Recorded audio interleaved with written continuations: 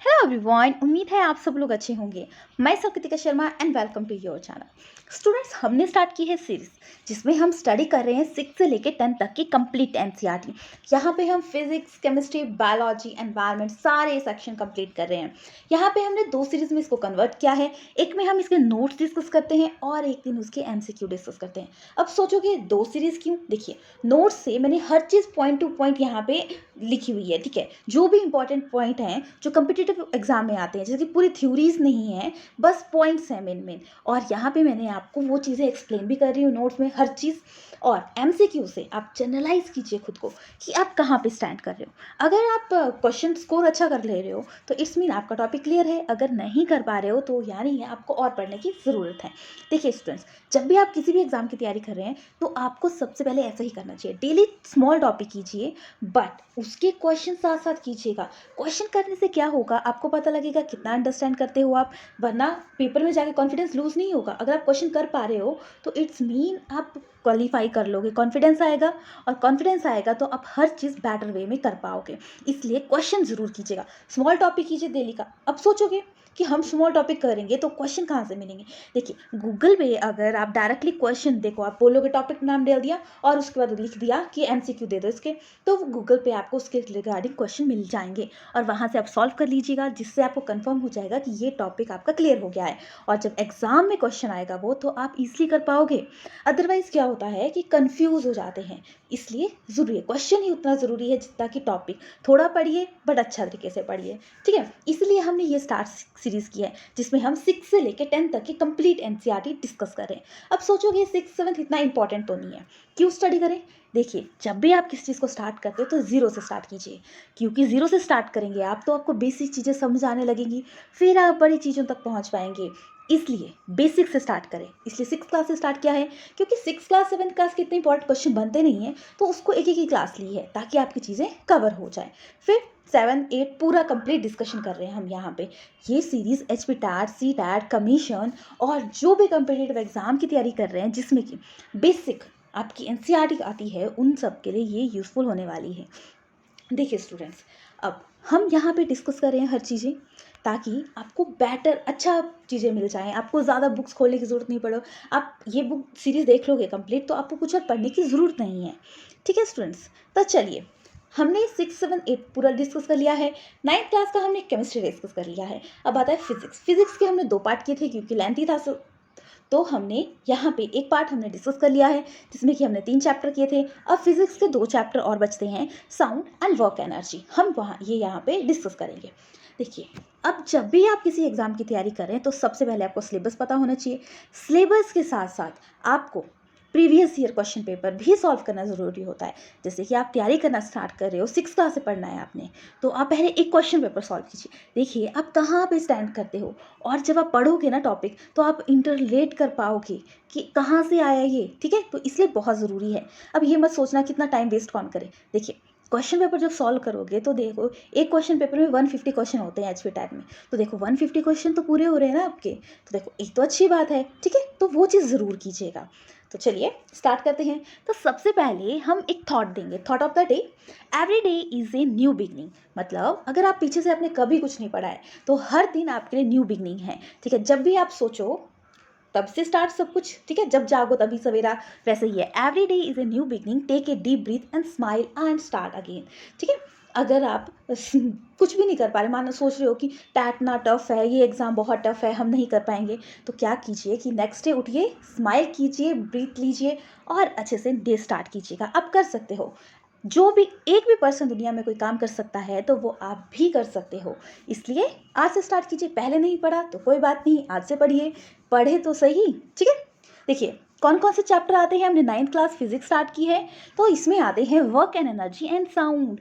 ये चैप्टर हम यहाँ पे कंप्लीट करने वाले हैं। देखिए, चैप्टर 11 यहाँ पे आता है वर्क एंड एनर्जी का 9th क्लास में। देखो, सबसे पहले तो हम समझेंगे वर्क। वर्क हम कब बोलेंगे कि वर्क हुआ?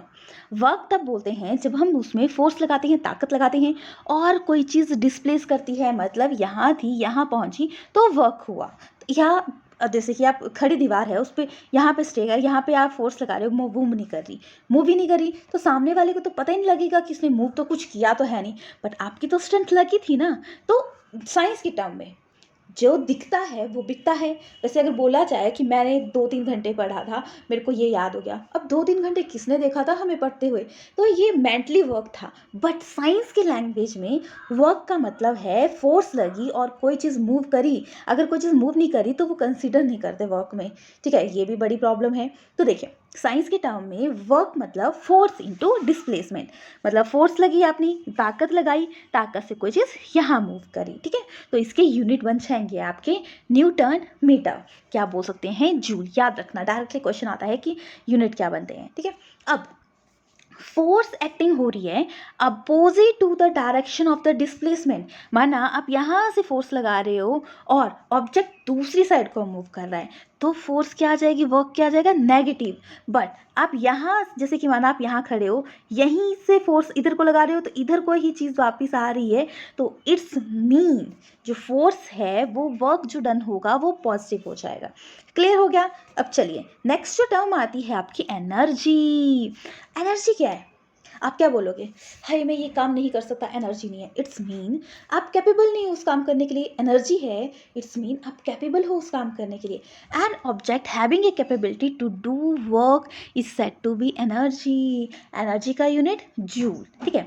अब जूल, किलो जूल अगर लार्ज स्केल पे देखना हो तो 1 kg इक्वल होता है 1000 जूल के, ठीक है। क्लियर हो गया। अब एनर्जी भी अलग अलग टाइप की होती है।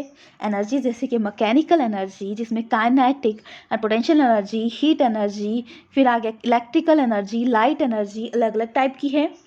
बट जो energy possess by the object due to motion, motion की वजह से जो एनर्जी पोजेस होती है वो आती है आपकी काइनेटिक, मतलब कोई चीज़ मूव कर रही है, यहाँ से यहाँ तक पहुँच गई, यहाँ तक यहाँ से पहुँच गई, राउंड घूम रही है, कहीं पे मूविंग चीज़ जो भी है वो आती है आपकी काइनेटिक एनर्जी।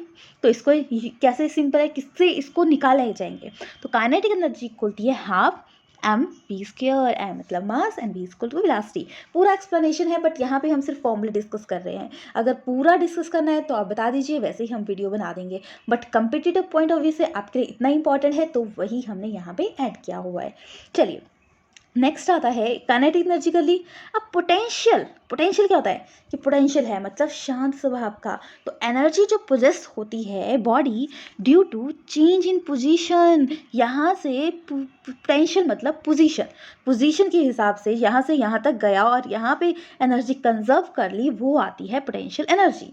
पोटेंशियल एनर्जी को कैसे रिप्रेजेंट करते हैं, ये आ गया mgnh, एच आ गया आपकी हाइट, ठीक है। डिस्प्लेसमेंट तो work done, force into displacement, force आपके उसका mg इनटू हाइट mgh आ गया।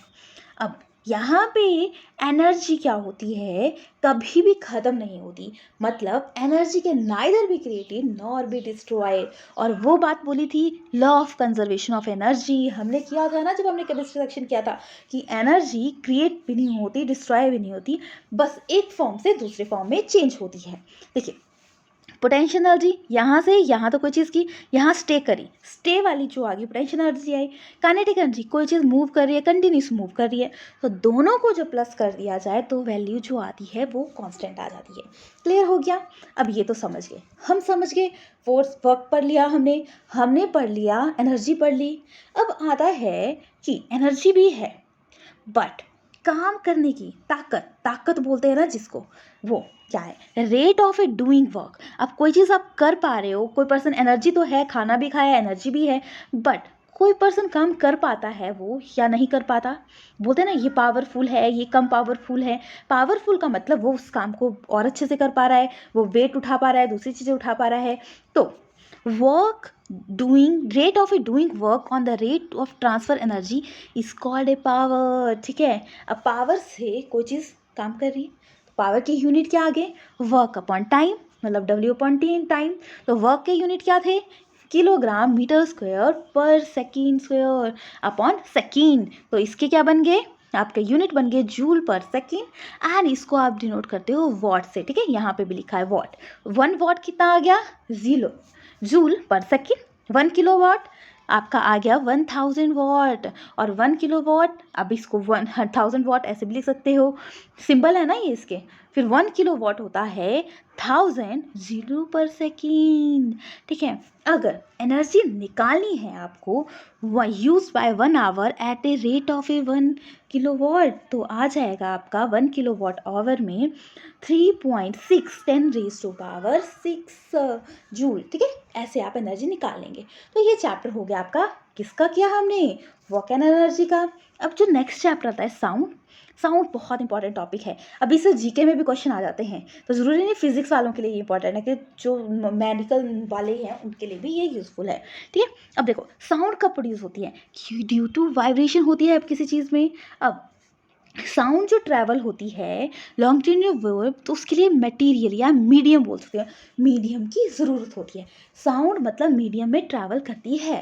देखो, अब जो साउंड है वो ट्रैवल कर रही है, तो उसमें दो टाइप्स के मीडियम आते हैं। मीडियम जो आती है ट्रैवल सक्सेसिवली होती है जब compression and rarefaction of in the medium. अब कंप्रेशन क्या हुआ, कंप्रेशन आता है आपका जहाँ पे कंप्रेस्ड मतलब टाइट कोई चीज़। ठीक है, compression is a high pressure मतलब थिक है चीज़ें, रेरिफिकेशन मतलब लूज चीज़ें हैं, लो प्रेशर। ठीक है, अब मैंने क्या बोला था, साउंड ट्रैवल करती है मीडियम में, जैसे कि solid, liquid and gas.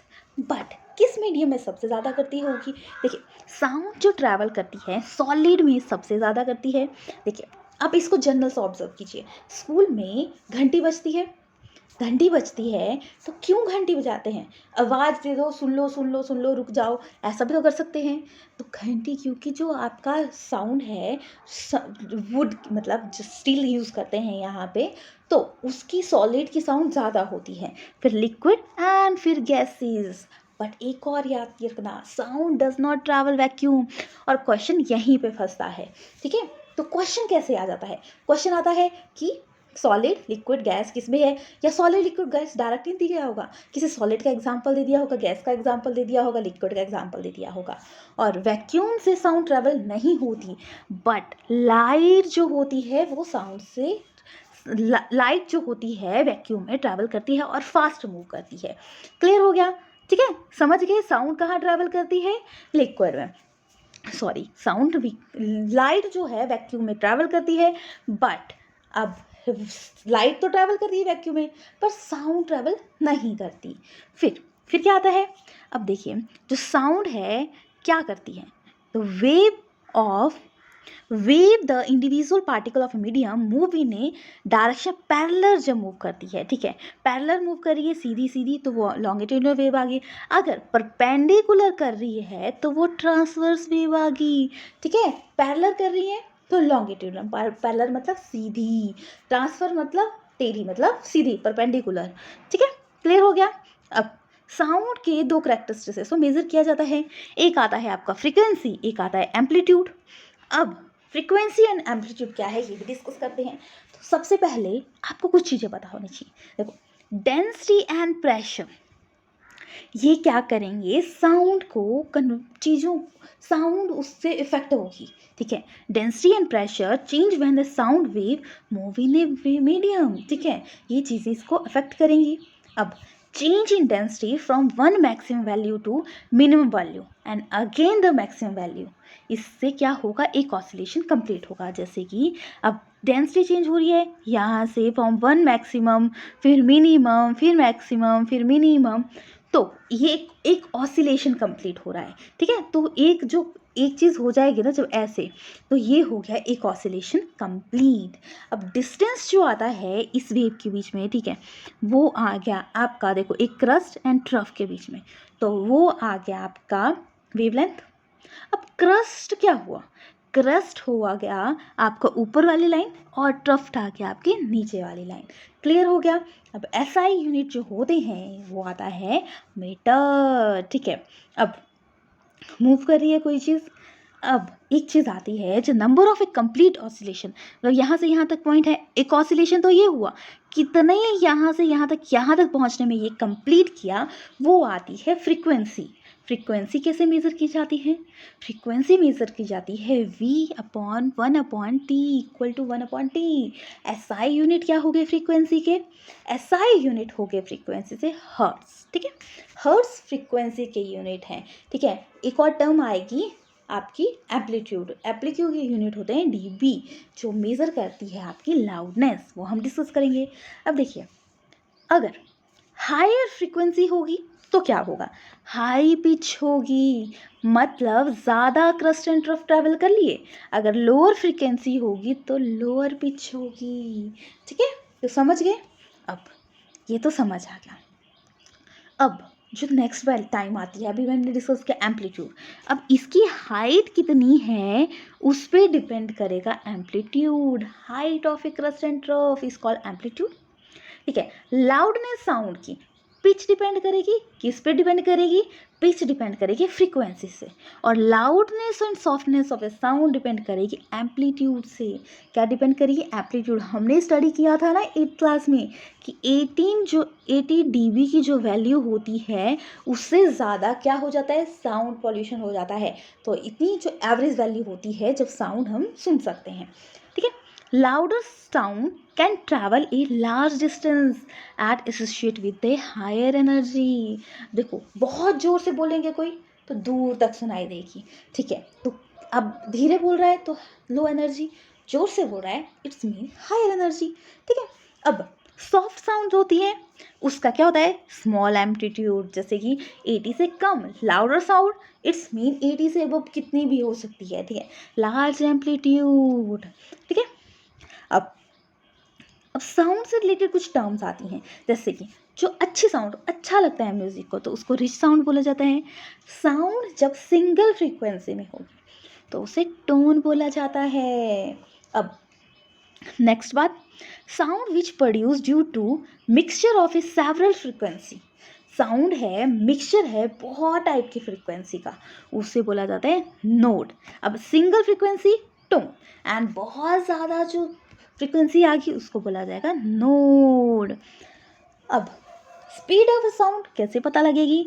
Speed of sound पता लगेगी डिस्टेंस अपॉन टाइम।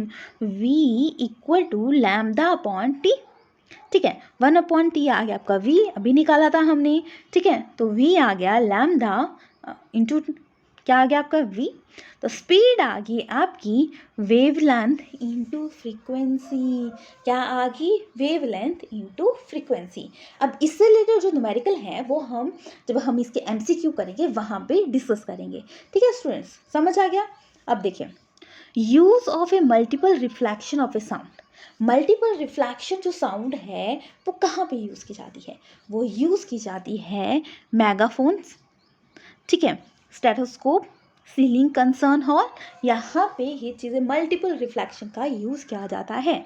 अब साउंड जो हम सुनते हैं वो भी कुछ रेंज तक आती है, इससे ज़्यादा देखो कोई पर्सन है बिल्कुल स्लो स्लो बनेगा, सुनाई नहीं देगा, तो एक रेंज आती है, वहाँ तक हम साउंड सुन सकते हैं, उसके आगे एंड पीछे हम साउंड नहीं सुन सकते। अब वो रेंज कैसे होती होगी?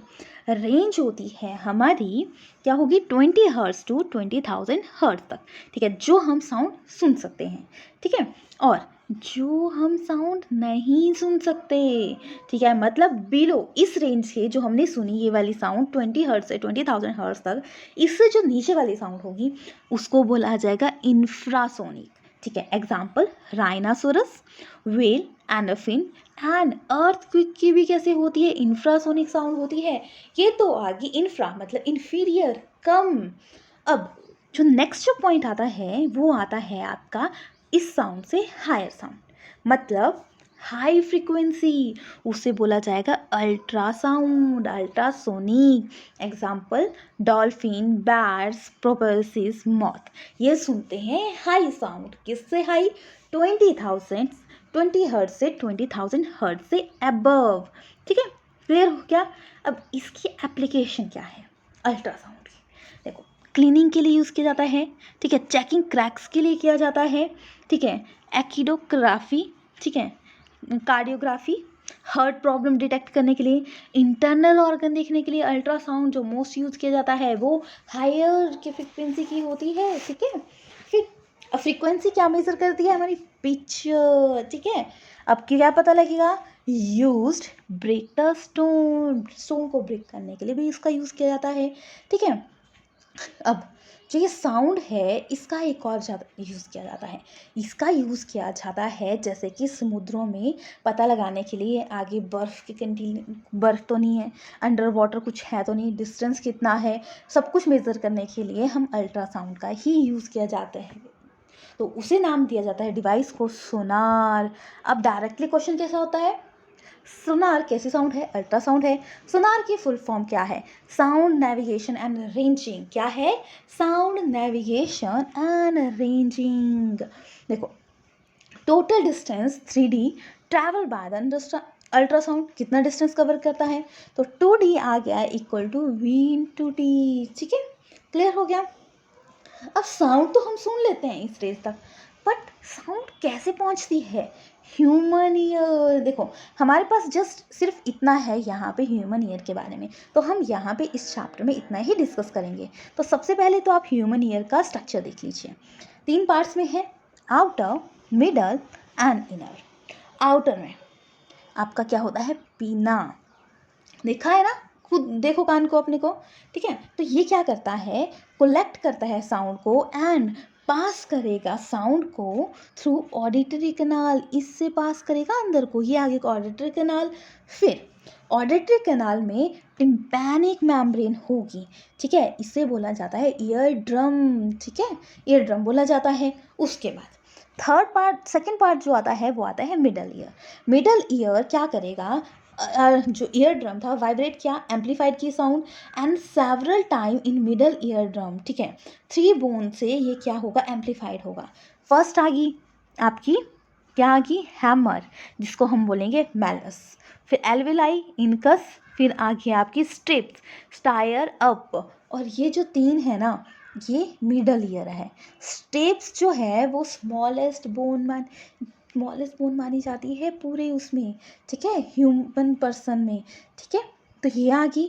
फिर उसके बाद जो साउंड है वो जाती है इनर ईयर में, जहाँ पे क्या होता है आपका?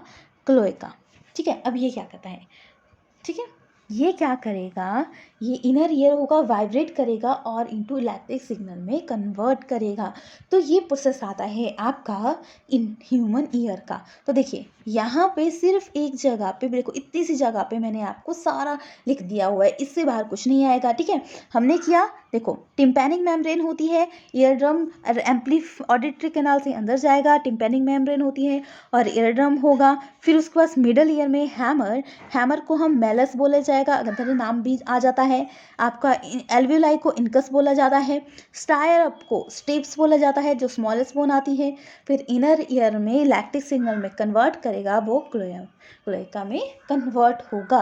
अब देखिए, यहाँ पे देख सकते हैं हम इंटरनल स्ट्रक्चर, ये आता है पीना, ठीक है, और यहाँ से साउंड अंदर जाती है, इसके बाद आता है ईयर ड्रम, फिर आपका इंटरनल ईयर। क्लियर हो गया?